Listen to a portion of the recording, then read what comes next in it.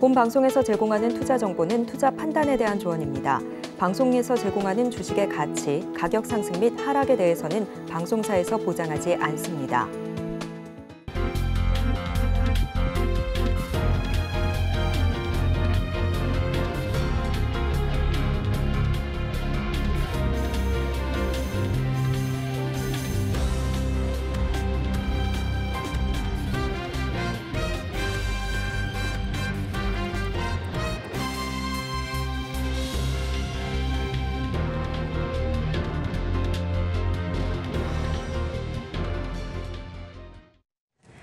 시청자 여러분 안녕하세요. 오늘을 돌아보고 내일을 준비하는 오늘장 내일장 일부 진행의 백선혜입니다.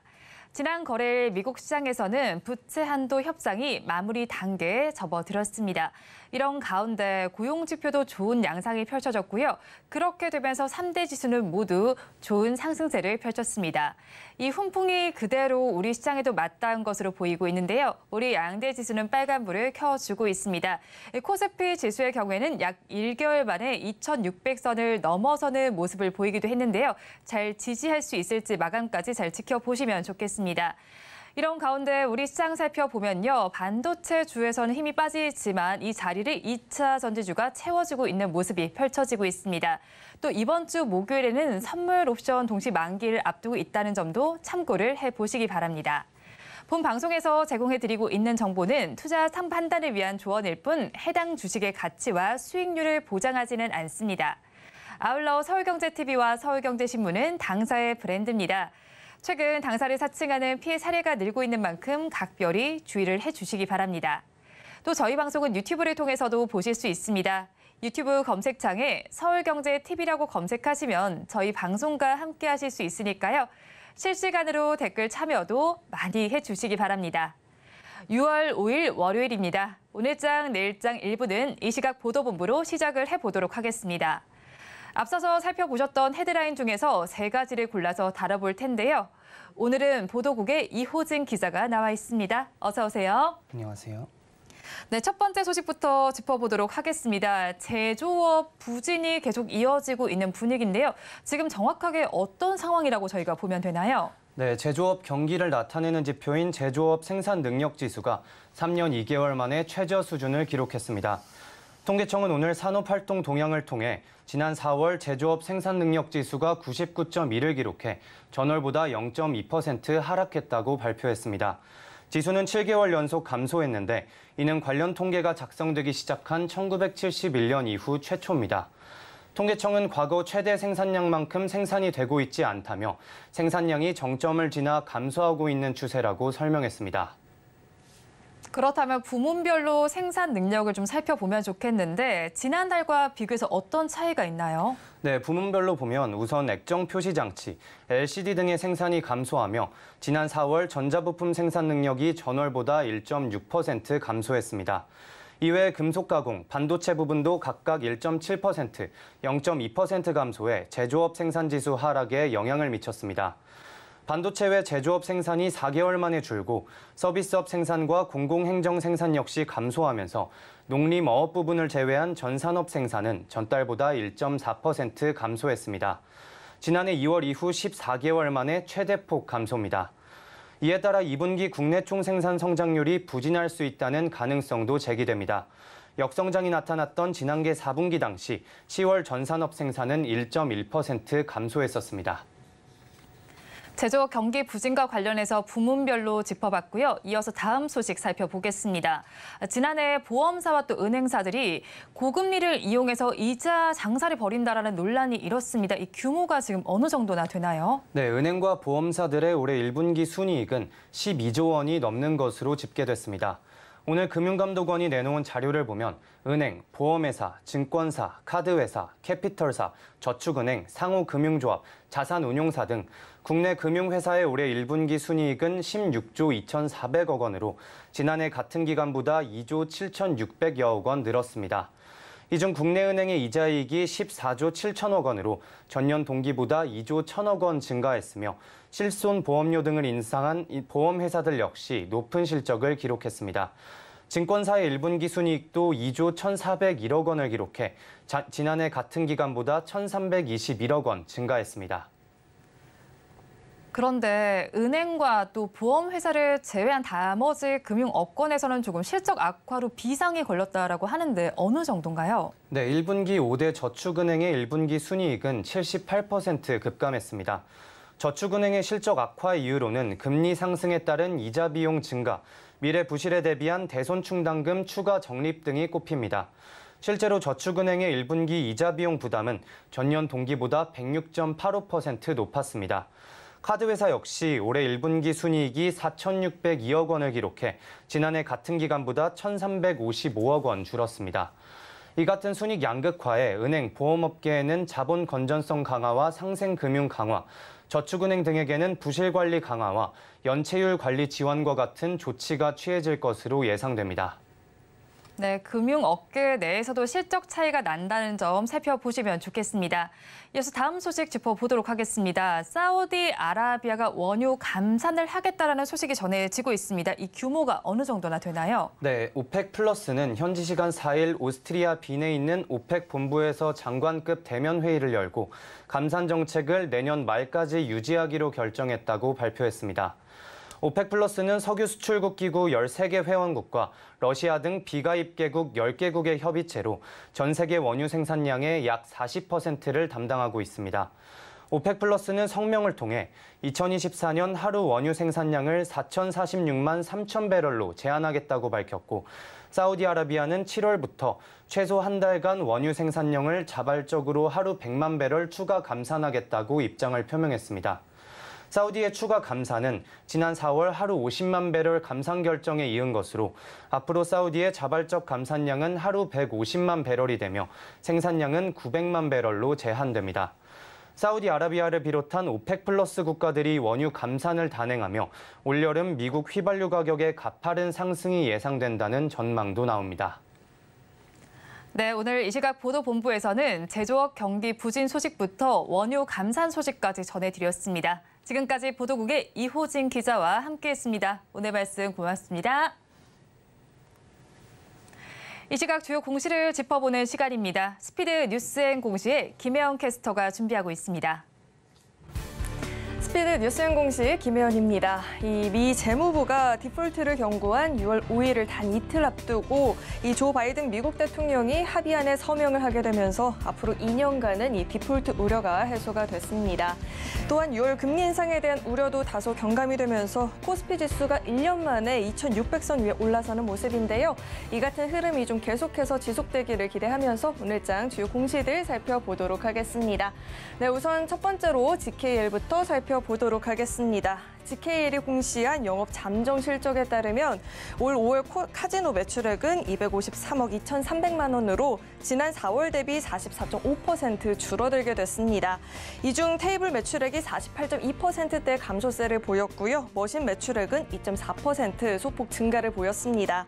올해 5월까지 누적된 카지노 매출액은 1,784억 8,200만 원으로 전년 동기 대비해선 154% 증가세를 보였지만 올해 5월 드로백 실적은 전월 대비 2.9% 감소했습니다.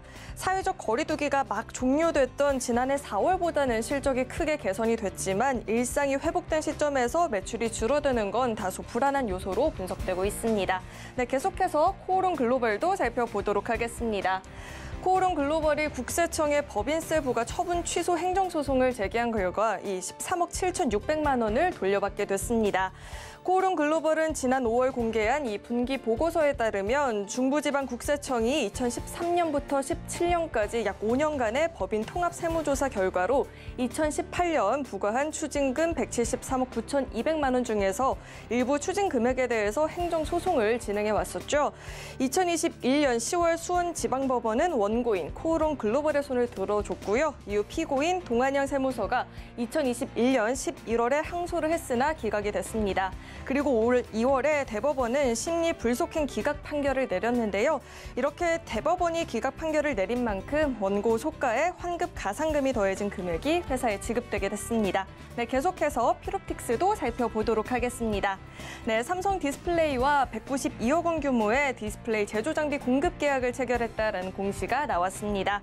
이번 규모는 지난해 말 연결 기준 매출액의 6.32%에 해당하는 규모라고 하고요. 계약 기간은 2024년 12월 31일까지라고 합니다. 피롭틱스는 지난 31일에도 삼성 디스플레이와 630억 원 규모의 공급 계약을 체결했다라는 소식이 전해졌는데요. 이 같은 소식 덕분에 주가도 탄력을 받으면서 오늘장 강세 흐름을 보이고 있습니다. 네, 이렇게 오늘장 주요 공시와 뉴스들 짚어봤고요. 지금까지 스피드 뉴스연 공시 김혜연이었습니다.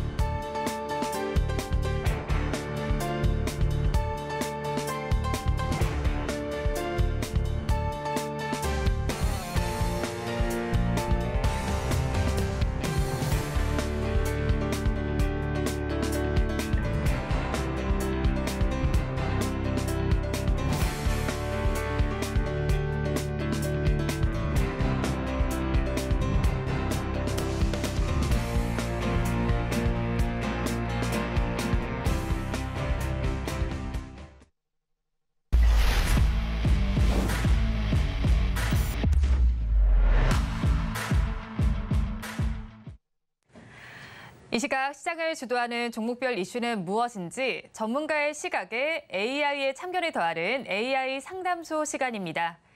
오늘은 알파경제 김종효 이사님 나오셨습니다. 어서 오세요. 네, 안녕하십니까. 네, 그러면 이사님과 이야기 나눠볼 주제 화면을 통해서 먼저 살펴보도록 하겠습니다. 오늘의 첫 번째 주제입니다. 최근 원유 공급 과잉 우려감에 추가 감산 가능성이 점쳐졌습니다. 결국에 오펙 플러스에서는 자발적으로 감산을 내년까지 연장을 하기로 했는데 이런 상황 속에서 국제유가 관련주 전략 어떻게 짜야 할지 살펴보도록 하겠습니다. 관련해서 저는 챗GPT에게 이런 질문을 해봤습니다. 원유 가격은 시장에 어떤 영향을 미치나요? 라고 질문을 던져봤는데요. 챗GPT는 이런 답변을 줬습니다. 원유 가격은 글로벌 경제에 많은 영향을 미칩니다라고 하면서요. 첫 번째로 공급과 수요에 영향을 미친다라고 했습니다. 다음으로 지정된 이벤트 또는 사건으로 인해서 가격이 상승하거나 하락할 수 있다라고 말을 했고요. 다음으로 환율 변동에 따라서도 영향을 받을 수 있다라고 했습니다. 마지막으로 경제 성장과 인플레이션도 원유 가격에 영향을 줄 수 있다라고 했는데 이에 대해서 이사님 의견 어떠실까요? 네, 일단 원유 가격의 결정은 말씀해 주셨다시피 여러 가지 요소가 작용하지만 그 안에서 우리가 또 잊지 말아야 될 핵심 요소 중에 하나가 결국은 투기적 세력이 어느 쪽으로 붙는지, 그래서 선물 가격이 어떻게 움직이는지에 따라서도 많이 결정되게 됩니다. 그래서 그런 부분들, 선물 쪽에서 선도하는 부분들이 핵심 포인트라고 봐야 되는데 최근의 움직임을 보시면 한마디로 딱 말씀드리면 움직일 만한 틈이 별로 없다. 자, 하단은 지금 사우디를 비롯한 오펙 플러스 쪽에서 견조하게 지금 버티려고 하고 있고, 그렇다고 경기가 아주 좋은 편도 아니어서 또 석유의 사용량이 폭발적으로 증가할 수 있는 그런 요인도 많지가 않아서 상단도 막혀있는 굉장히 좀 답답한 흐름으로 연출되고 있다라고 봐야 될 것 같고요. 자세한 내용들은 좀 천천히 풀어보도록 하겠습니다. 네, 주제를 통해서 자세한 내용 저희가 좀 풀어드리도록 하겠습니다. 그럼 첫 번째 질문을 제가 좀 드리도록 하겠습니다. 오펙 플러스 같은 경우에는 지금 살펴보면요. 하루 원유 생산량을 이렇게 이 정도 분량으로 제한할 것이다라고 말을 했고 사우디아라비아에서도 지금 7월부터 하루에 100만 배럴을 추가적으로 감산할 것이다라고 말을 했습니다. 그렇다면 원유와 연동되어 있는 종목들의 주가를 좀 살펴보면 좋겠는데요. 저평가되어 있다라는 이야기도 나오는 상황 속에서 오늘 시장에서는 이 종목들 어떻게 움직이고 있나요? 네, 일단 뭐 석유화학주들도 오르고 있고요. 오늘 정유 관련주들도 오르고 있는 양상이고요. 그다음에 플랜트 관련주, 유가 움직이면 같이 움직이는 뭐 플랜트 관련주들도 같이 움직이고 있는데 이게 관련된 종목군들의 흐름을 한번 쭉 풀어보려면 생각보다 굉장히 많은 논의가 필요합니다. 대표적으로 지금 사우디가 왜 이렇게 감산까지 하면서 유가를 지키려고 할까? 사우디는 비전 2030을 위해서 유가가 떨어지면 안 됩니다. 왜냐하면 유가에서 계속 돈을 벌어야 지금 사우디가 하고자 하는 비전 2030 그 네옴시티를 포함한 다양한 그런 여러 가지 사업들을 계속 추진할 수 있는 일종의 추진력을 얻을 수가 있는데 유가가 급락하면 안 된다는 거죠. 네. 그래서 지금 돈이 급한 나머지 국가들이 동의하지 않으니까 상대적으로 여유 있는 사우디가 스스로 감산을 하면서까지 유가를 추세적으로 떨어지지 않겠다라고 하는 강력한 의지를 드러내고 있는 것이죠. 따라서 유가가 70불 아래로 떨어지면 사우디가 독자적인 결정을 하든 오펙 플러스가 모여서 결정을 하든 계속 뭔가 물량 조절을 하고 있다라는 점에서 말씀드렸다시피 유가의 하단은 비교적 막혀 있다라고 봐야 될 것 같고요. 그럼 유가가 80달러 넘었다가 급격하게 60달러 후반까지 떨어지는 이유는 뭐냐? 중국 수요도 생각보다 별로. 네. 전체적으로 지금 경기의 흐름이 하반기에 뭐 좋지 않다라는 것이 일반적인 흐름이다 보니까 결국은 유가의 그 상승폭 자체도 제한될 수밖에 없는 지금의 상황이다. 네. 그래서 지금 말씀해 주셨다시피 뭐 정유주라든지 석유화학주들 저평가된 거 사실인데요. 네. 이익이 개선될 만한 여지가 별로 없습니다. 그래서 이들 종목의 일시적인 뭐 반등은 이어질 수 있겠지만 추세적으로 올라가기 위해서는 좀 더 강력한 모멘텀이 필요하지 않나. 본질적으로 올라갈 수 있는 무언가 모멘텀이 좀 필요하지 않나. 이렇게 판단해 봐야 될 것 같습니다. 네, 뭐 국제 유가를 좀 지키겠다라는 기조로 지금 파악이 되는 것 같습니다. 그렇다면 지금 미국에서 원유 재고는 계속해서 나타나고 있지만 뭐 사우디아라비아와 러시아 같은 산유국에서 감산 결정을 계속해서 하게 된다면 유가가 그래도 계속 지켜지면서 오를 수도 있겠다라는 생각이 되는데 그렇다면 감산으로 인해서 우리 경제에 미칠 영향은 어떤 게 좀 있을까요? 네, 유가의 움직임이 제한적이라면 우리나라 경제에 미치는 영향도 제한적이겠죠. 그다음에 최근에 원화가 상대적으로 강세를 보여주고 있지 않습니까? 네. 뭐 물론 뭐 초강세는 아닙니다만 시장에서 우려했던 것보다는 비교적 견조한 그리고 이 무역 수지가 무너지고 있는 구간에서도 원화가 무너지지 않고 있고 외국인들의 한국 주식과 채권을 계속 사고 있는 그런 현상이 나타나고 있기 때문에 이런 요소들을 고려해 봤을 때 유가가 우리 입장에서는 뭐 하락하는 것이 좋아 보이긴 하지만 급락하면 안 됩니다. 네. 왜냐하면 뭐 급락하면 최근에 올라왔던 뭐 조선주라든지 그다음에 유가 베이스로 움직이고 있는 다양한 성격의 종목군들이 전반적으로 안 좋아질 수 있기 때문에 그 부분은 별로 좋은 이슈가 아니라고 봐야 될 것 같고요. 급등하면 오히려 악재라고 봐야 되겠죠. 그래서 지금 현재 구간에서 차라리 안정적인 흐름을 보여주는 것이 우리나라 국내 경제에는 더 좋은 영향이라고 봐야 될 것 같고요. 다만 산업별로 살펴봤을 때 정유업종 같은 경우에는 중요한 것은 유가가 아니라 정제 마진이죠. 5월 달부터는 분명히 방향을 틀었습니다. 5월 달까지는 10달러를 기록했던 정제 마진이 무려 2달러까지 급격하게 떨어지면서 네. 적자로 돌아설 수밖에 없는 그런 급격한 마진의 하락이었다면 최근 들어서는 폭은 미미하지만 그래도 반등을 꾸준하게 시도하려는 시도가 나타나고 있습니다. 그래서 그러한 시도에 더불어서 유가가 움직이다 보니까 오늘 주가가 움직이고 있는데 다만 중요한 것은 정제 마진이 계속 올라야 된다. 근데 정제 마진이 계속 오르기 위해서는 결국은 석유 수요 이런 것들이 늘어야 될 텐데 아직까지 이제 그런 요소는 충분히 발견되지 않고 있다라는 점을 살펴보실 필요가 있겠고요. 오늘 더 탄력적으로 움직이고 있는 것은 뭐 중국 경제 지표의 부진함에도 불구하고 석유화학주들이 오늘 많이 오르고 있는데 마찬가지죠. 석유화학주들 전반적인 움직임도 마진 스프레드가 개선돼야 이익이 좋아질 수가 있는데 1분기에 잠깐 좋아지는 듯 했다가 오히려 4월달, 5월달 넘어오면서는 별로 안 좋아지는 모습 최근 들어선 다시 꼬리를 말아올리는 모습 정도를 보여주고 있기 때문에 이런 마진 스프레드의 전반적인 움직임을 봤을 때 해당 종목군들에 대한 전반적인 투자 관점은 여전히 좀 미온적이라고 봐야 될 것 같고요. 오히려 유가가 이렇게 쉽게 빠지지 않고 버텨주는 구간에서 사우디라든지 UAE라든지 카타르라든지 이런 쪽에서 유가를 베이스로 한 추가 발주, 조선 발주라든지 플랜트 발주라든지 이런 것들이 이어질 수 있기 때문에 그와 관련된 종목군들이 뭐 해당 종목들 중에서는 가장 탑티어가 아닌가 이렇게 봐야 할 것 같습니다. 정제 마진도 한번 체크를 해보시면 좋겠고 앞서서 짚어주셨던 부분까지 한번 참고를 해보시기 바랍니다. 그런 상황 속에서 저희가 유가의 반등은 조금 제한적일 것이다라는 분석도 나오기도 하고요. 또 골드만삭스에서는 에너지주에 대한 저가 매수 관점이다라는 분석도 나옵니다. 그러면 추가적으로 감산을 하게 된다면 관련주의 전망은 어떻게 보시나요? 일단 미국 관련주와 우리나라 관련주의 성격이 아예 다릅니다. 우리나라 정유주는 순수하게 그 파이너리만 하는, 그러니까 정제만 하는 그런 업체에서 석유화학 제품들을 일부 생산해내고 있는 게 일반적이지만, 미국의 이제 여러 회사들, 그다음에 소위 5대 메이저라고 불리는 업체들은 그렇지가 않죠. 이들은 EPC 업체입니다. 그래서 개발도 하고 유가와 굉장히 민감하게 움직일 수밖에 없다라는 거죠. 그래서 아까도 언급드렸지만 우리나라 업체들은 유가 오른다고 주가 오르지 않고요. 마진이 개선돼야 되는 상황이 있다면 대신에 이제 유가와 관련돼서 움직일 수 있는 건 가지고 있는 그 재고 물량의 재고 평가손 자체가 변동될 수 있기 때문에 일단 유가가 올라가는 것이 최소한 나쁘지는 않겠죠. 근데 이제 해외 업체들과는 성격이 다르기 때문에 만약에 유가가 올라간다고 생각하시고 지금 골드만삭스의 의견에 쫓아가고 싶으신 분들은 네. 지금 해외 에너지 업체를 사셔야 됩니다. 국내 에너지 업체, 아니고요. 그렇죠. 네. 우리나라 업체는 유가와는 그렇게 직접적인 연관이 없다라는 것을 분명히 염두에 두시면서 접근해 볼 필요가 있을 것 같습니다. 유가와 관련해서 접근하실 때는 방금 전에 이사님께서 짚어주신 것처럼 우리나라 업체와 외국의 업체를 분별을 해서 살펴보시면 좋겠습니다. 이어서 다음 주제는 화면을 통해서 살펴보겠습니다. 두 번째 주제입니다. 최근에는 아무래도 또 시멘트 가격과 관련한 이야기도 나오고 있습니다. 인상 신호탄이 나타나면서 시멘트주와 건설주는 조금 다르게 살펴봐야 할 것 같은데요.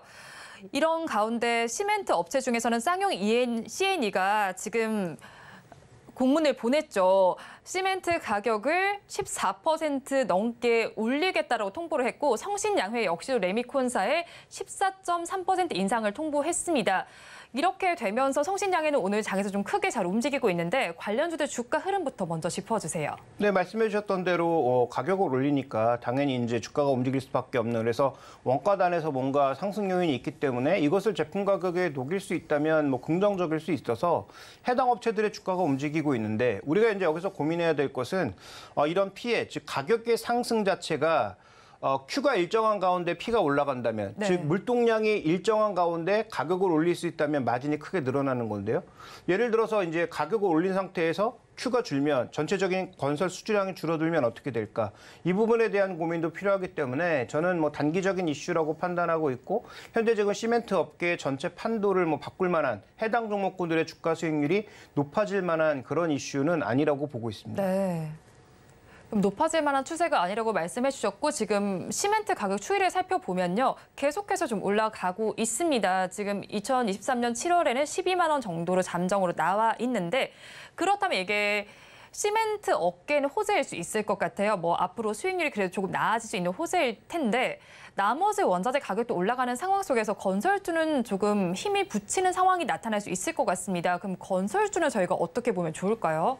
시멘트뿐만 아니라 건설주 자체에 대해서도 일단은 우리가 조금 투자 의견을 낮춰보자라고 좀 말씀을 드리고 싶은데요.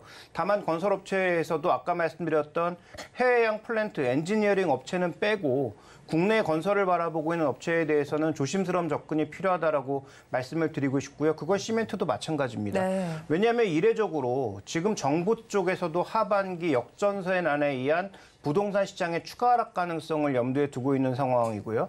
어차피 부동산, 건설이라고 하는 게 금융입니다. 그래서 금융시장 자체에 뭔가 불확실성이 생기고 부동산 시장에 불확실성이 생겼는데 건축이 좋아진다, 건설이 좋아진다.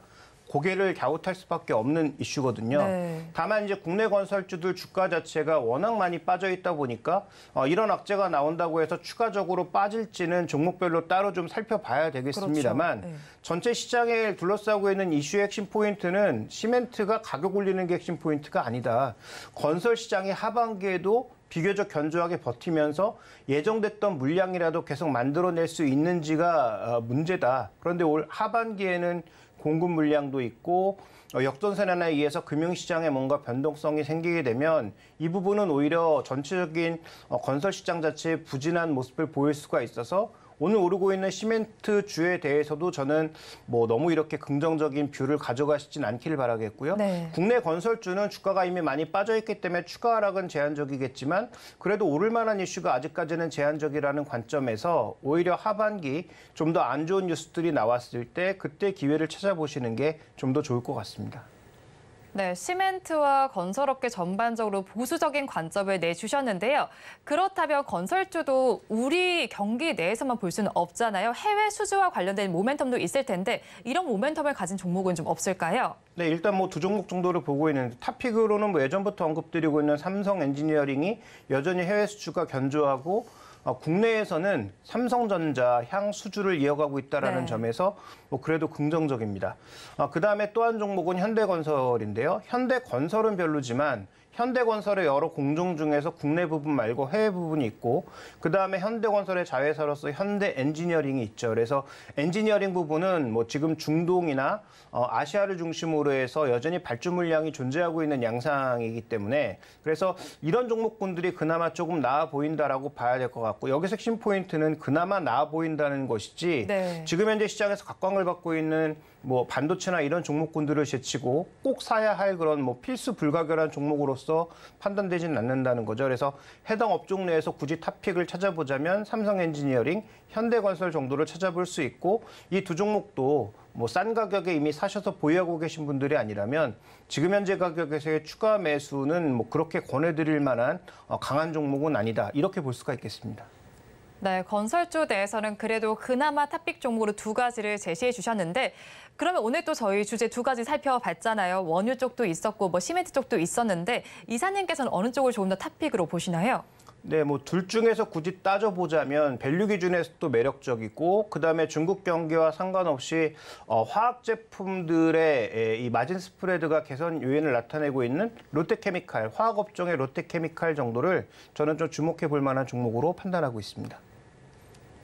네, 지금까지 한번 짚어봤는데요. 한번 짚어주셨던 종목에 대해서 점진적으로 짚어보시기 바랍니다. 지금까지 알파경제 김종효 이사님과 함께했습니다. 오늘 말씀 고맙습니다.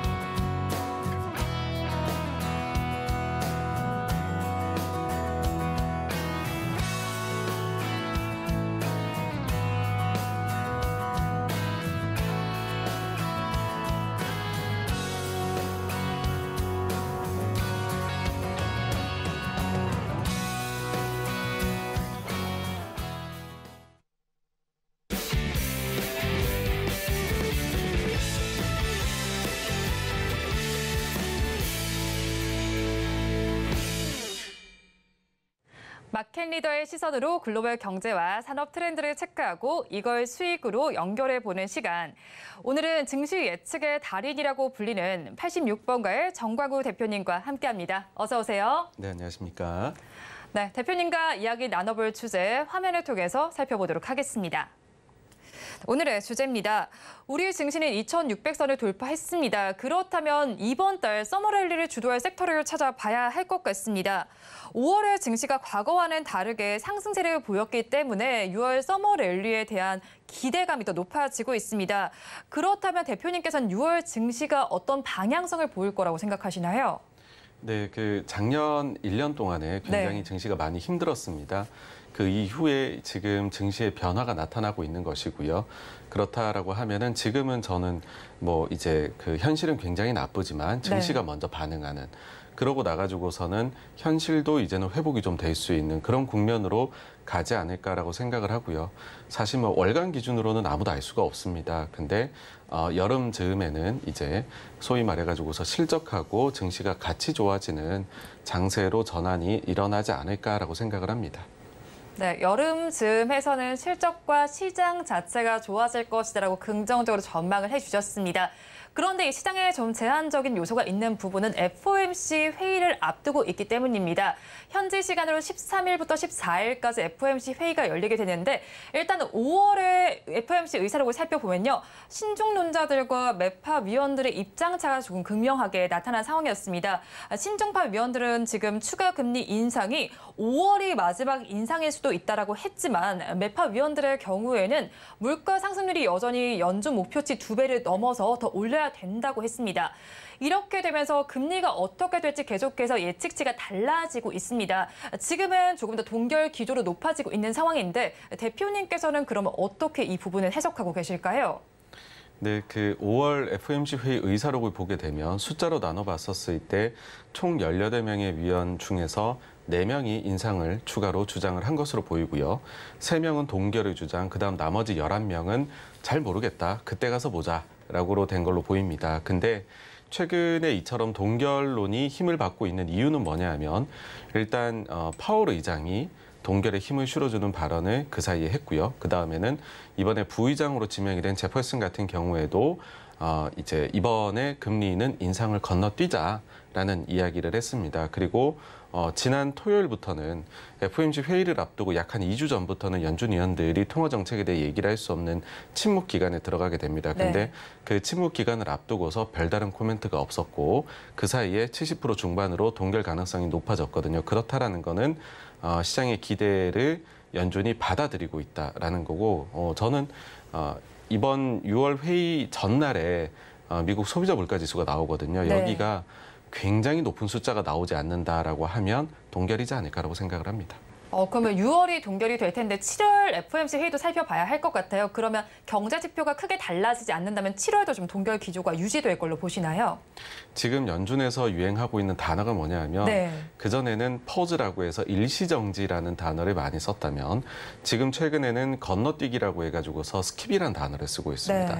요 둘의 차이는 뭐냐 하면 일단은 한번 멈춰보자라는 거고요. 그 뒤에 퍼즈는 그 뒤에도 이제 계속해서 동결을 이어나가겠다라는 뉘앙스가 강하다라고 하면 스킵은 언제든지 그 뒤의 상황에 따라 한 번 더 올릴 수 있어 이거든요. 근데 이거 자체가 스킵이라고 해가지고서 다음에 반드시 올리겠다라고 하는 것과는 또 거리가 멉니다. 그래서 데이터가 어떻게 나오느냐에 따라서인데 사실 저는 7월 달에도 올리기에는 좀 어렵지 않을까라는 생각을 합니다. 왜냐하면 그 소비자 물가 지수가 전년 동기 대비로 봤었을 때에는 작년 6월 달까지가 정말 높았었거든요. 그래서 오히려 그 기저 효과 때문에 올해 6월 수치가 나오는 그걸 보고 7월 때 회의에 들어갈 거잖아요. 그 숫자는 제 생각에는 미국 소비자 물가 지수 기준으로 3% 내외까지도 내려갈 것으로 보이거든요. 그러면은 그와 같은 상황에서 굳이 인상을 추가로 할 이유가 있을까라고 생각이 됩니다. 예. 네, 그렇죠. 경제 지표를 보고 살펴봐야 하는데 스킵 기조를 보인 상황 속에서 7월에도 조금 금리 인상에는 부정적인 입장을 조금 더 내비치지 않을까라고 전망을 해주셨어요. 그렇다면 저희는 지수도 중요하지만 주도할 만한 섹터 찾기에도 눈을 좀 돌려봐야 할 것 같습니다. 2차 전지가 그동안 끌어줬었는데 2차 전지주 이후에 주도주 찾기에 좀 분주한 상황인데요. 최근에 시장을 살펴보면 AI 관련 주들도 들썩이고 있습니다. 그렇다면 하반기에는 AI 관련 주들이 2차 전지 주들처럼 시세를 좀 분출할 수가 있을까요? 네, 증시 자체가 이런 식으로 실적이 좀 나아질 수 있는 걸로 실제로 한 달 전부터 보시게 되면 실적 추정치가 계속해서 상향이 글로벌이 일어나고 있는 상황입니다. 이런 상황이 펼쳐질 때는 과거를 보게 되면 좀 중후장대 그리고 경기에 민감한 주식들이 좀 더 힘을 내는 경향이 있습니다. 우리가 지금 AI라고 평하기는 하지만은 그들 기업들이 속해 있는 섹터는 반도체거든요. 근데 반도체도 대표적으로 경기에 민감하게 그러니까는 경기에 따라서 이익을 잘 볼 때는 어마어마한 돈을 벌다가 못 벌 때에는 적자까지도 나는 그런 산업을 말하는데요. 그러한 산업군들이 힘을 내는 시기가 이 시기입니다. 그래서 지금과 같은 그 국면에서는 경기 민감주들이 대체적으로 더 나은 혹은 이제 괜찮은 그런 이제 그 모습을 보여주지 않을까라고 생각을 합니다. 네, 경기 민감주 관련해서도 좋은 흐름이 나타날 수 있을 것이라고 분석을 해주신 만큼 투자 의견에 참고를 해보시면 좋겠습니다. 그렇다면 반등장 속에서 새로운 미래 먹거리가 각광받을 수밖에 없습니다. 엔비디아가 최근에는 미국 시장에서 대장격으로 움직이면서 우리 시장까지 영향을 미쳤어요. 방금 전에 대표님께서 말씀해 주셨던 반도체주에도 영향을 미쳤고 AI 관련주에도 영향을 미쳤는데요. 그러면 우리 시장 속에서 일단 AI 관련주들은 어떻게 선별해서 접근하면 좋을까요?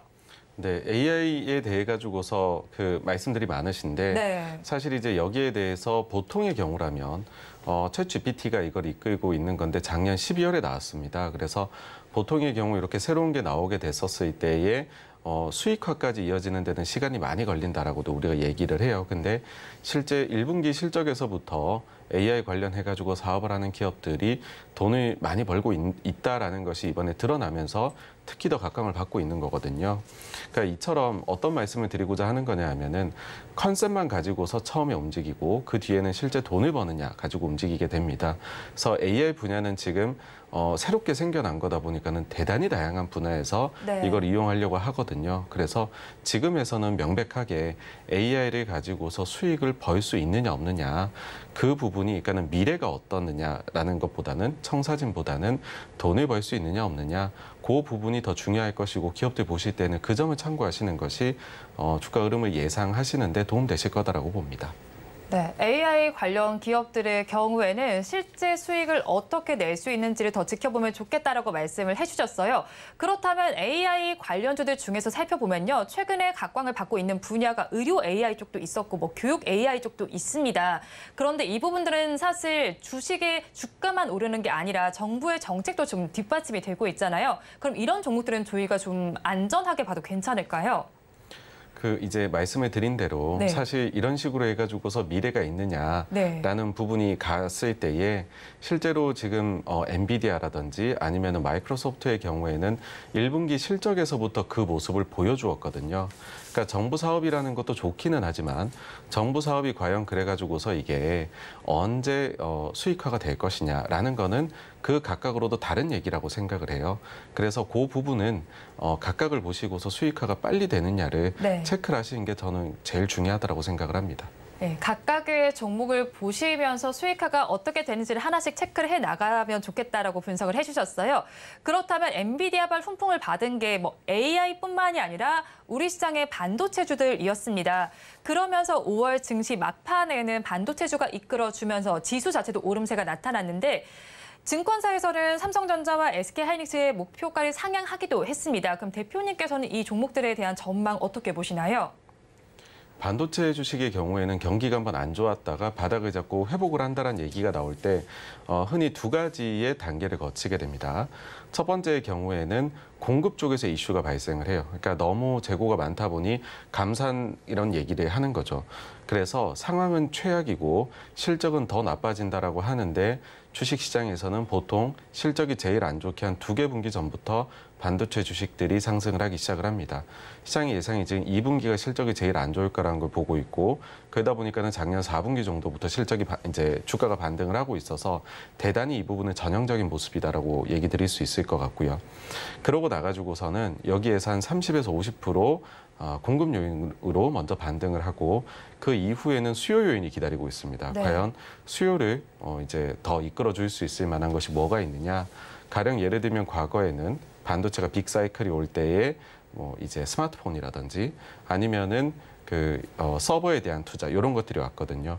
그러면 이번에는 주인공이 뭐냐라고 할 때 일단 1번으로 얘기가 나오는 게 지금 AI가 된 것이죠. 네. 그리고 여기에 추가적으로 만약에 뭐 애플이나 이런 데에서 웨어러블 쪽의 신제품을 만약에 이야기를 한다라고 하면 그게 또 추가가 될 수도 있겠죠. 그래서 지금부터는 공급 요인에서의 상승에서는 일단 한 단계가 왔고 네. 그 뒤에 수요 요인에서의 상승이 나타날지를 봐야 되는데 일단 지금으로 봐가지고서는 AI 쪽도 꽤나 반도체 쪽에는 많이 기여를 할 수 있을 것 같다라고 보여가지고서요. 뭐 반도체 쪽도 긍정적이지 않을까라는 생각을 합니다. 네, 반도체 쪽에 대해서 긍정적으로 전망을 해주셨어요. 공급 쪽에서 상승은 이미 나타났고 수요 쪽에서도 상승 요인이 나타날 수 있을 것이다라고 말씀해 주셨어요. 그렇다면 저희는 반도체 대장주들도 봤지만 소부장주들의 흐름은 어떻게 좀 짚어보면 좋을까요? 보통의 경우에 증시가 이런 식으로 상승 국면에 들어갈 때에는 그 높낮이는 우리가 알 수가 없지만 네. 전체적으로 증시 자체가 이끌고 가게 됩니다. 그래서 반도체 쪽에서 비록 감산 얘기가 나온다라고 하더라도 그러면 보통은 장비주나 아니면 소재주들이 그럼 감산까지 하는데 이익이 굉장히 나빠지지 않을까 싶지만 네. 그를 통해 가지고서 결국은 업황이 회복된다라는 걸 보기 때문에 그 뭐 높낮이의 차이는 있겠지만은 이런 쪽들도 결국은 반도체 업황 그다음 대장주들하고 그 궤를 같이 하게 된다. 그렇게로 저는 생각을 합니다. 네. 네. 대장주들과 궤를 같이 한다라고 말씀해 주셨으니까 대장주들 흐름을 짚어보시면서 반도체 소부장주도 함께 살펴보시기 바랍니다. 그렇다면 오늘 장에서는 지난해 하반기부터 뚜렷한 상승세를 보여왔던 리튬 섹터에서도 상승세가 나타나고 있습니다. 굉장히 높은 상승세를 나타내는 종목들도 있기도 하고요. 거기에 조선 섹터 역시도 긍정적인 전망이 나오기도 합니다. 하반기 주도주 찾기에 저희가 계속해서 집중을 해봐야 하는데요.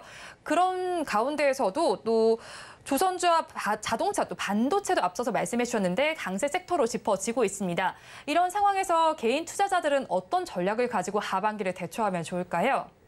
사실 시장에 남아있는 것만 해도 저는 절반 이상을 하는 거다라고 생각을 합니다. 네. 그러니까는 상승을 할 때 이 아이디어 자체가 굉장히 안 좋았던 시장이 좋아지기 시작을 한다라는 어찌 보면은 매크로에 대한 분석에서부터 시작을 하는 거거든요.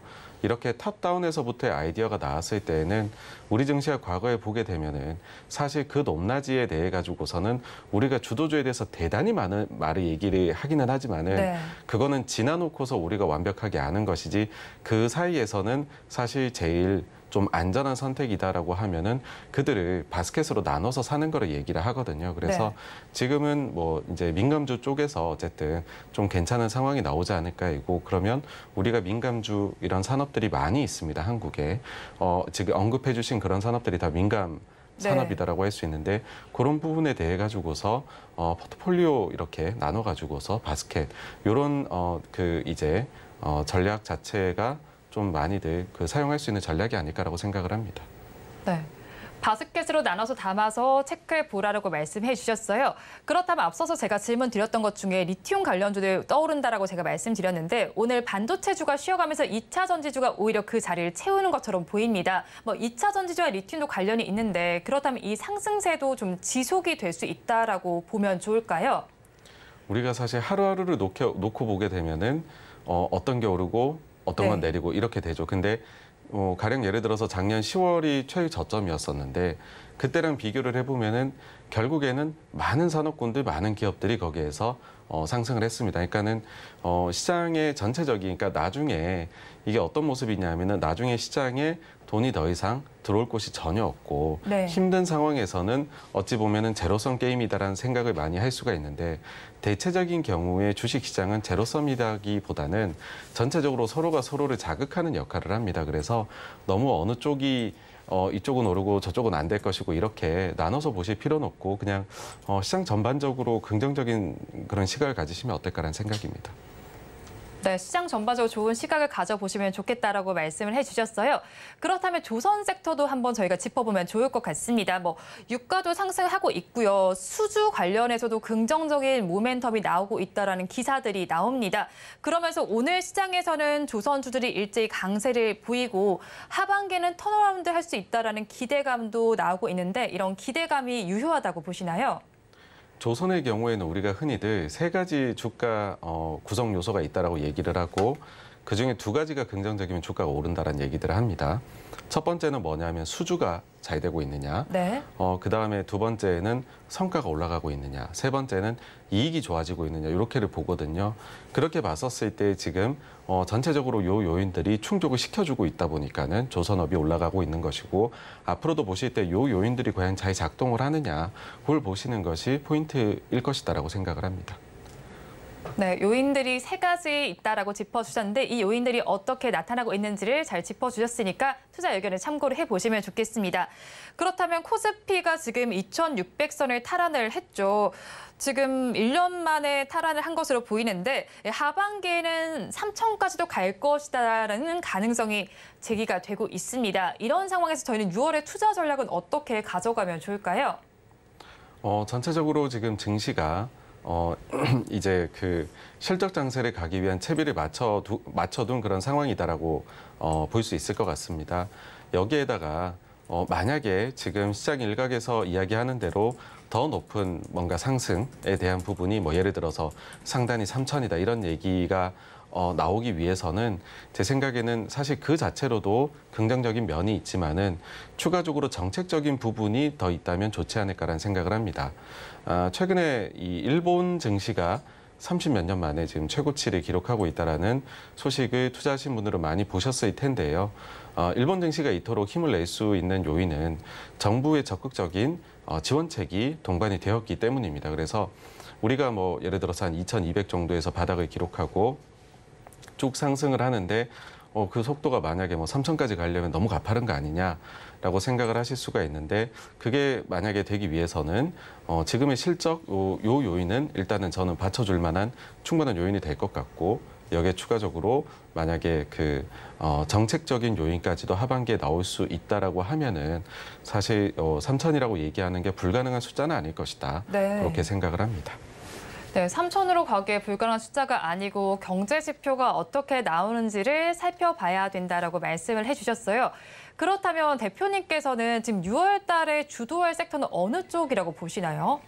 사실 제가 한 달을 가지고서 말씀을 드리기는 너무나 어렵고요. 네. 거기에 대해 가지고서는 전체적으로 제 뉘앙스 자체에서 느끼셨겠지만은 긍정적인 시각을 가지고 있는 것이고 사실 어떤 섹터를 딱 고르라고 하면 잘 모르겠습니다. 아직은 네. 네. 잘 모르겠다라고 답변을 주셨는데 저희가 앞서서는 AI 반도체 관련된 이야기를 좀 했습니다. 그렇다면 자동차 속에도 반도체가 들어가잖아요. 이런 종목들에 대해서도 저희 좀 긍정적으로 봐도 괜찮을까요? 네, 자동차에 들어가는 반도체의 경우에도 계속 사용이 늘어나고 있기 때문에 네. 그 부분에 있어 가지고서는 뭐 지금 차량 사실은 이제 자동차 쪽을 보시게 되면은 그동안 공급망이 오히려 이슈가 있어 가지고서 높은 그런 오더 주문에도 불구하고 이걸 제대로 생산을 못 해냈던 게 문제였었는데 네. 지금은 오히려 그게 풀려나가면서 생산이 좀 원활하게 과거 수준으로 돌아가고 있는 상태입니다. 그러면 오히려 부품 회사들 같은 경우에는 여기에 납품을 하는 데 있어 가지고서 더 가동률이 높아질 수도 있는 요인이기 때문에 부품사들의 실적이 개선되는 데 충분히 도움을 주지 않을까라고 생각을 합니다. 네, 부품사에도 충분히 도움이 될 것이다라고 말씀해 주셨으니까 투자 의견에 참고를 해보시면 좋겠습니다. 지금까지 86번가의 정광우 대표님과 오늘 말씀 나눠봤습니다. 오늘 말씀도 고맙습니다. 감사합니다. 오늘장, 내일장 일부 마칠 시간이 됐습니다. 본 방송에서 제공해드리는 정보는 투자 판단을 위한 조언일 뿐 해당 주식의 가치와 수익률을 보장하지는 않습니다. 아울러 서울경제TV와 서울경제신문은 당사의 브랜드입니다. 최근 당사를 사칭하고 있는 피해 사례가 늘어나고 있는 만큼 시청자 여러분의 각별한 주의를 부탁드리도록 하겠습니다. 오늘장, 내일장 일부 준비한 소식은 여기까지입니다. 저희는 2부로 다시 찾아뵙도록 하겠습니다. 함께해 주신 여러분 고맙습니다.